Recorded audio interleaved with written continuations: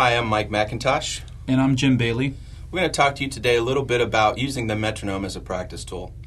Jim, I found that when I'm practicing and really trying to get better at keeping time, musicians in other genres seem to respect that a little more than my ability to perhaps play cascada or flam taps. The fact that I'm the percussionist and I'm the one with the solid pulse, they seem to gravitate towards that as a sign of good musicianship. Absolutely. Playing with the metronome, playing great time is universal across all instruments. It's developing good time with the metronome is developing sensitivity to time at smaller increments, much like a wind player would practice or play or rehearse to some extent with a tuner. The tuner for the percussionist would actually kind of be our metronome, because that's what tunes us up and helps us play in time.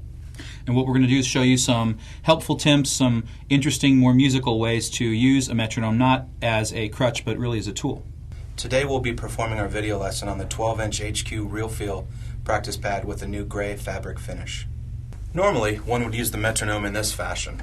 We're going to be working on the legato stroke.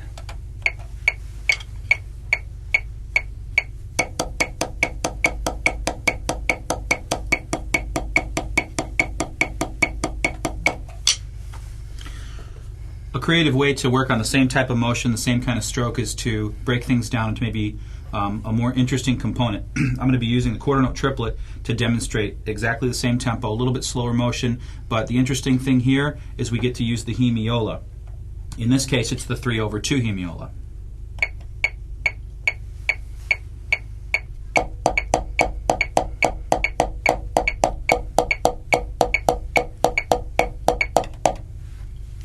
In using the 3/2 hemiola, what we find is that there's an absence of notes on the beats 2 and 4, which really kind of stresses the importance of cooperating with the metronome. Okay, at this point we've taken our 3/2 hemiola and we've played it at a given time. We're now going to find an interesting and fun way to kind of manipulate the metronome for a musical application. We're going to take the metronome quarter note equal 144 and actually divide that in half. So now the quarter note equals 72 beats a minute, really emphasizing beats 2 and 4. Yeah, great application that you can use across the board, not just for rudimental percussion, rudimental drumming, concert drumming. Emphasizing beat 2 and 4 is the heart of jazz, it's the heart of rock, it transcends all genres. We're going to start by putting the metronome on and counting ourselves in so our ear can hear the click as beats 2 and 4. 2, 3, 4, 1, 2, 3, 4.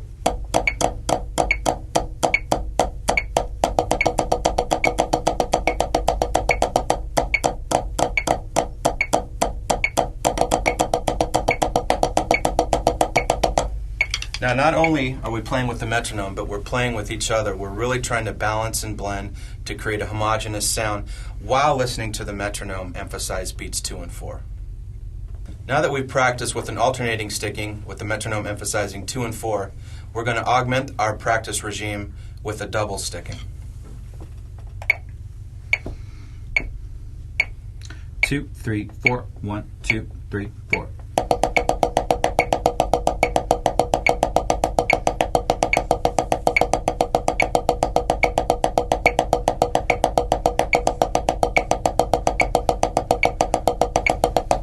Notice Jim is really concentrating on keeping nice open doubles and utilizing the metronome, again, as not just a quarter note oriented practice tool, but really emphasizing 2 and 4.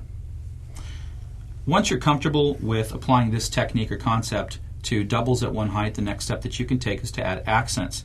Accents are a great way to give the music depth and musical characteristic. Mike's going to demonstrate this with the metronome, again, feeling beats 2 and 4. 1, 2, 3, 4. 1, 2, 3, 4.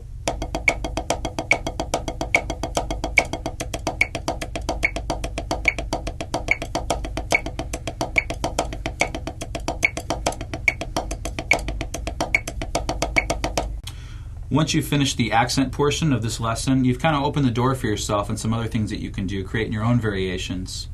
Some other great examples would be paradiddles, double paradiddles, or other rudiments that allow yourself to manipulate different stickings and heights. The great thing about practicing with the metronome on 2 and 4 is it increases your inner sense of time on the absent beats, specifically 1 and 3. Hopefully you can take this video lesson and use it as a way to spark different ways to practice so that your practicing with a metronome does not become so mundane.